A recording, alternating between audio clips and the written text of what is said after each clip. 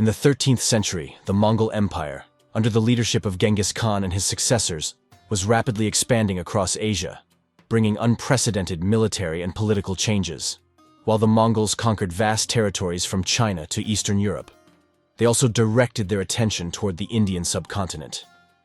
During this time, Punjab and northern India were seen as prime targets because of their wealth and resources, agriculture, and key trade routes, especially Delhi. Delhi was a major trade hub connecting various important regions. Merchants from all over the world, from Central Asia, the Middle East, Europe, and Southeast Asia, flocked to Delhi to exchange goods. Indian products like cotton textiles, silk, spices, and precious metals were traded for horses, weapons, silk, and luxury items from distant lands. Delhi's markets were always bustling with diverse goods coming from different regions. The trade port near the Yamuna River facilitated the flow of goods, making Delhi a crucial stop along transcontinental trade routes. One of the most attractive sectors for traders was the silk and cotton textile industry, which flourished during this period. Fabrics like muslin, a soft, fine silk, and various cotton and woolen textiles from India were exported to faraway places like Persia, Egypt, and even Europe. And of course, all that wealth ignited the Mongols' ambitions. Unlike India, they didn't have a flourishing agricultural society or complex village systems. They didn't also have fixed cities. Instead, they moved freely and used war as a key tool to expand and maintain their power. Their goals were simple: take away tributes and treasure from the kingdoms they had conquered, and take from them the latest technology.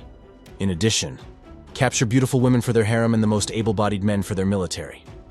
The Mongols didn't just invade, they wiped out entire civilizations. To give you an idea, during Genghis Khan's invasion of the Persian Empire in 1222, millions were killed in major cities: 1 million in Urgench, 700,000 in Merv, 1.7 million in Nishapur, 500,000 in Ray, and 1.6 million in Herat. Altogether, that's nearly 6 million people from just those cities. It's said that during this campaign alone, the Mongols killed around 1.5% of the world's population at the time. So, when Indian dynasties faced the Mongols, they were up against an army that wasn't just strong and brutally savage, but one that approached war with an entirely different mindset. And the later battles between them would probably have hardly happened if the Mongols had not set foot on Indian soil for the first time under very special circumstances. It all started in 1221, when a Mongol force chased Jalal al-Din Mangburni, the prince of the defeated Khwarezmian Empire, into Punjab. The Mongols fought his army there, and although Jalal al-Din escaped, his forces suffered heavy losses.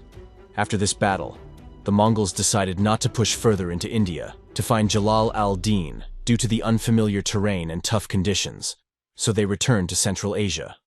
But the Mongols didn't forget. In the following years, they regularly raided northern India, especially Punjab, forcing the Delhi Sultanate to divert massive resources to defense.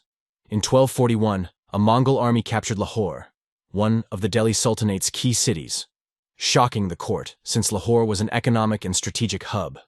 Then, in 1245, they seized Multan, putting even more pressure on the Sultanate. During Sultan Mahmud Shah's reign from 1246 to 1266, Delhi was in a state of chaos. India was a vast land with diverse cultures, religions, and ethnicities. Hindus, Muslims, Buddhists, and Jains all coexisted, making it hard to maintain control. Social classes often rose in rebellion against Muslim rulers from the north. While the Delhi Sultanate ruled over much of northern India, other regions like the Rajput kingdoms remained independent. These Rajputs fiercely resisted Sultanate rule, engaging in long, drawn-out conflicts. On top of that, places like Gujarat, Bengal, and the Deccan were also fighting to maintain their autonomy from Delhi. The constant conflict didn't just destabilize the region, it opened the door for foreign invaders, especially the Mongols. By this time, the Mongols were becoming more and more of a threat along India's borders. Although Mahmud Shah was technically in charge, the real power was Ghiyas-ud-Din Balban, a clever vizier who had broken the Mongol siege at Uch in 1246. He thus became the most influential figure in the court, which prevented Mahmud Shah from fully controlling political and military affairs. Balban quickly realized that the tribute system Mahmud Shah used to appease the Mongols was failing, and the northern attacks weren't letting up. He decided the Sultanate needed a shift in strategy. So, what did Balban do? When Balban came to power in the mid-13th century, he adopted a more aggressive and assertive policy in dealing with the Mongols. Balban reformed the existing army by recruiting more soldiers, not only from the slave class, but also from the freed warriors, creating a more diverse military force. Balban focused on providing the army with more modern equipment, from weapons to armor, to improve its fighting ability. As the army grew stronger, Balban also launched strong counterattacks, recapturing Multan and Lahore from the Mongols, restoring the Sultanate's prestige. One of Balban's wise decisions was to accept and welcome refugees from Mongolia, Persia, and other Central Asian regions. In the 1260s, when the Mongol civil wars broke out between the Ilkhanate and the Golden Horde, two of the major khanates that had formed from the division of the Mongol Empire after the death of Genghis Khan, many warriors and nobles fled to Delhi. Balban adopted them into the Sultanate's army, giving him the opportunity to gain valuable knowledge of Mongol military tactics. This not only strengthened his army, but also equipped him with new tactics, improving Delhi's defenses. By 1270, Balban went to Lahore and ordered the construction of strong forts on the frontier. A series of strong forts were constructed there, and strong armies were kept therein, and this is a very remarkable point in the reform of the military defense of India. Perhaps they had learned a lesson from the Mongol invasions of Europe. A typical example was the first Mongol invasion of Hungary. With a terrible defeat, Hungary lay in ruins. Nearly half of the inhabited places had been destroyed by the invading armies. Around 15 to 25% of the population was lost, and widespread hysteria spread across all of Europe. But the most remarkable thing here is that well-fortified castles were impenetrable to the Mongol army, given that 5 stone castles located east of the Danube survived the invasion. It proves that the Mongols could not easily conquer the fortified fortresses. This reinforced Balban's view that the construction of fortresses was an important strategy in defending the Sultanate.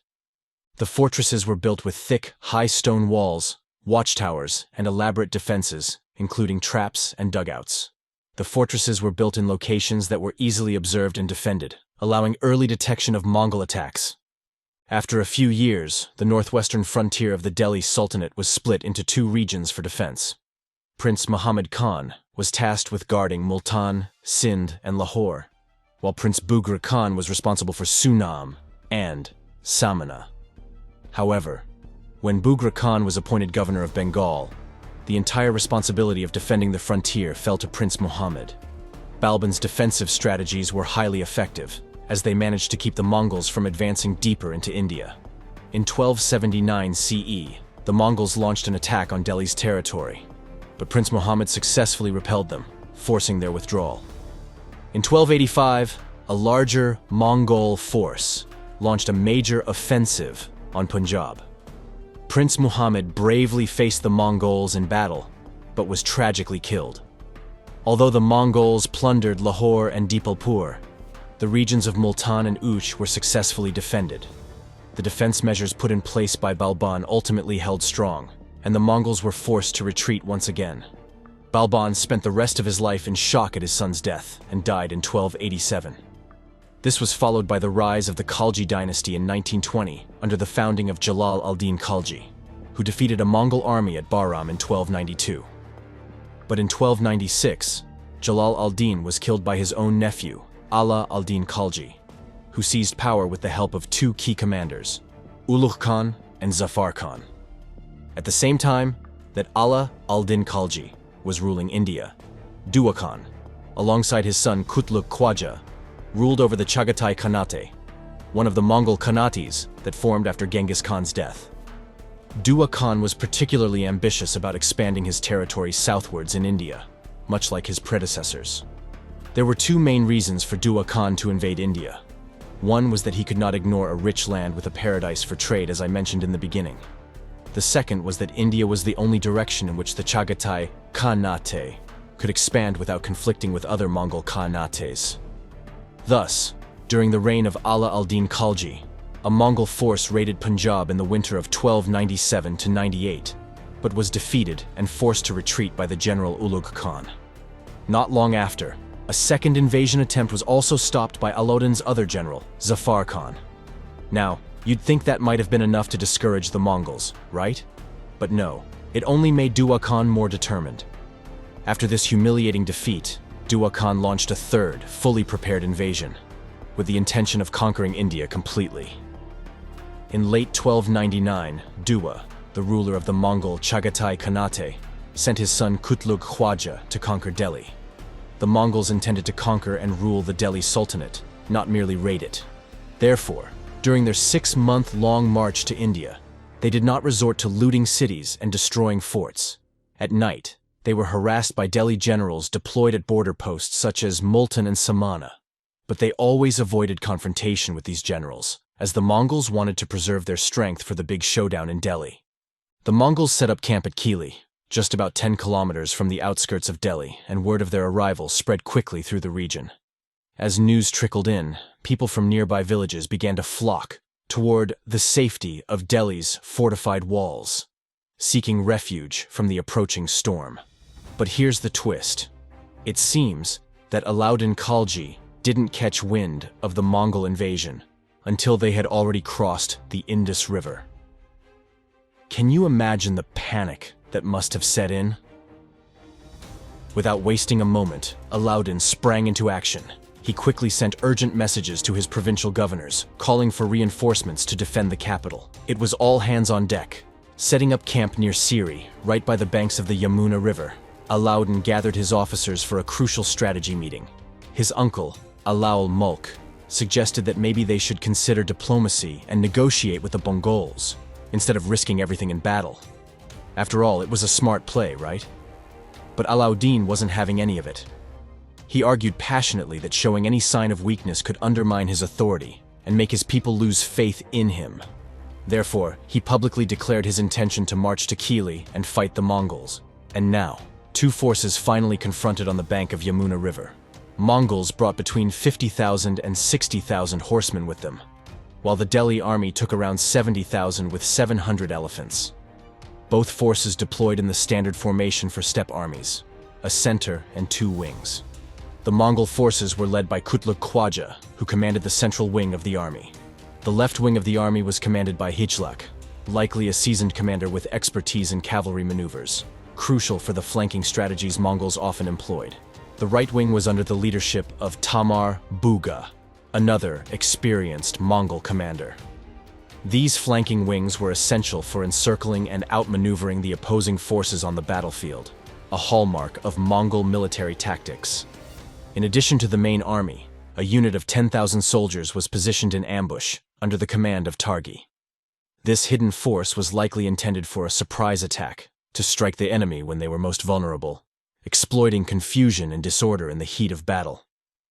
The Mongols' strategic placement and the use of ambush tactics were critical elements of their overall battle strategy, which often relied on mobility, speed, and the element of surprise. Despite these efforts, the Mongols faced stiff resistance from the forces of Alauddin Khalji. The left wing of the Delhi army was led by Nusrat Khan, a prominent general also known as Wazir of the Sultanate. It consisted mainly of cavalry, whose speed and maneuverability were crucial for outflanking Mongol forces. Their mobility allowed them to execute swift attacks and avoid prolonged engagements. On the right wing, Zafar Khan commanded a mixed force of cavalry and archers, as well as Hindu warriors. The cavalry engaged the Mongols directly, while the archers weakened the enemy from a distance. The inclusion of Hindu warriors brought diversity in combat tactics, adding depth to the defensive line. In the center, Alauddin Khalji himself led elite cavalry, the backbone of his army. This unit held the most critical position, defending the heart of the army against the Mongol charge. Alauddin's direct leadership inspired his troops and ensured the army maintained its morale. Ahead of the center, Akat Khan commanded the vanguard, tasked with absorbing the initial Mongol assault, while Ulugh Khan, leading the reserve unit, provided reinforcements to wherever Mongol pressure intensified. This structure ensured a dynamic and flexible defense against the formidable Mongol cavalry. Moreover, The elephants were stationed in front of each division to act as a buffer against the Mongol assault. The Delhi army stretched over several miles, making it difficult for Alauddin to control it centrally. Therefore, he issued a strict order that no officer was to move from their position without his instructions. The punishment for the violation of this order would be beheading. However, the battle started when Alauddin's general Zafar Khan attacked Hijlak's unit without Alauddin's permission. When the two sides are in conflict, Hijlak's force fought back weakly and then suddenly retreated. Zafar Khan, driven by his relentless courage and confidence, pursued Hijlak's retreating army, covering an exhausting distance of around 55 kilometers, leaving most of his forces, his infantry and slower cavalry, far behind. This seemed like the Mongols had no strength to fight back, but this was actually one of the Mongols' most notorious tactics, the feigned retreat. This strategy was designed to lure their enemies into a false sense of victory, and then trap them. When Zafar Khan finally realized the trap he had fallen into, he was left with only 1,000 horsemen by his side. But the situation worsened rapidly. Targi, with his unit, ambushed Zafar Khan from behind, and now blocked his return to the main camp of Alauddin. It's a bad situation. You might wonder why no one came to help, right? Well, some say it was Alauddin himself punishing Zafar for ignoring his orders. Alauddin wanted to delay the battle, hoping the Mongols would run out of supplies or reinforcements would arrive from the east. But Zafar, being bold, rushed ahead and ruined that plan. Then there's Ulugh Khan, who was just sitting back, doing nothing. The thing is, this wasn't just about battlefield tactics. It was personal.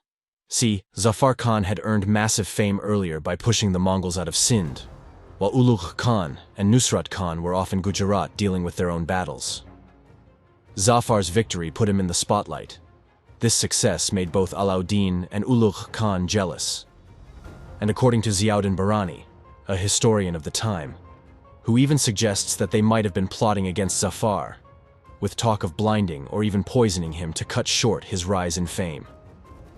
Zafar Khan knew exactly what kind of battle lay ahead the moment he realized he was surrounded by Mongol forces. But he didn't flinch. He gathered his officers together, and right then, they made the decision. Every warrior dreads, but knows deep down is sometimes necessary. There would be no retreat. In their eyes, to flee was not an escape, but a disgrace. They knew Alauddin Khalji well.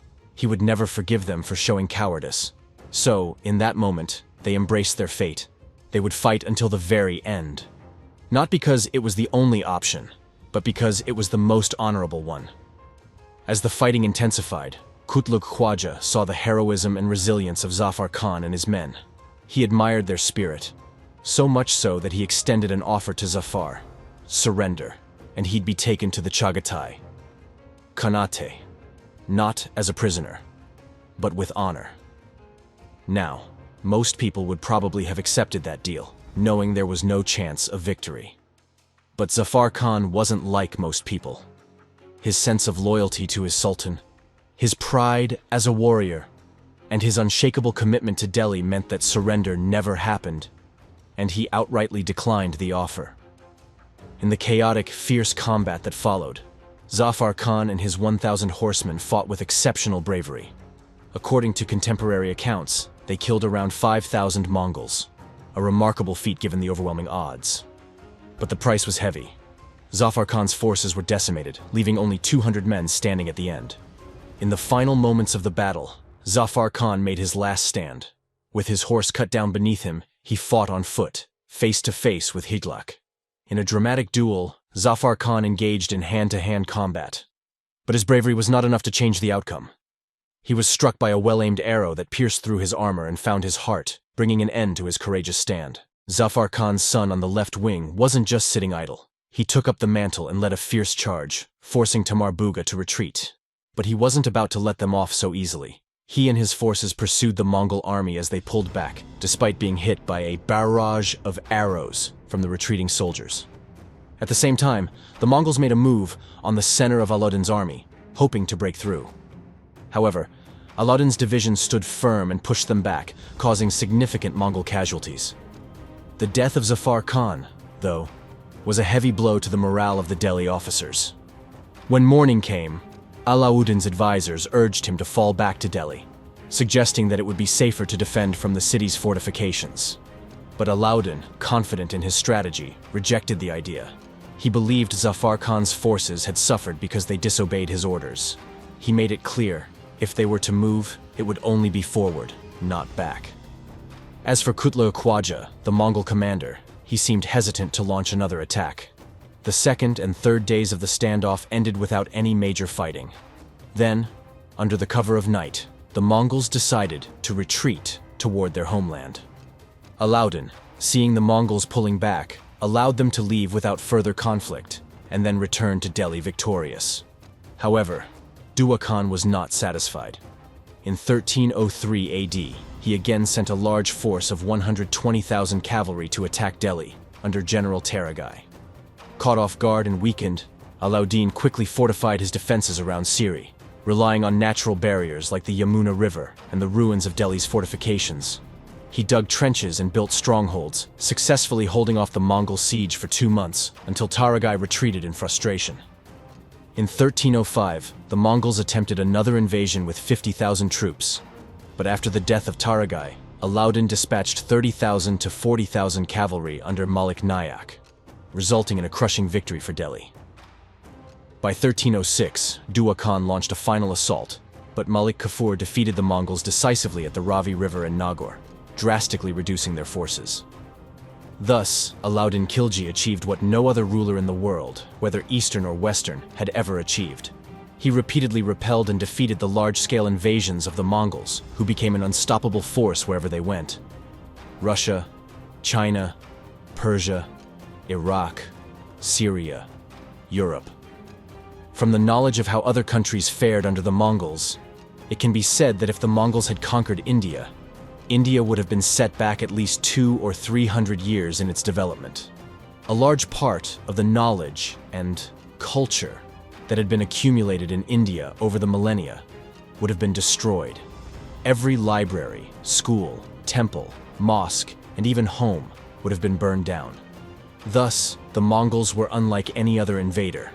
If the Mongols had won the Khilji, they would have wiped a large part of India's cultural heritage off the map of the world. If we have ancient traditions in India that have survived to this day, a large part of the credit for that must go to Alauddin Khilji, one of the greatest warrior kings in history.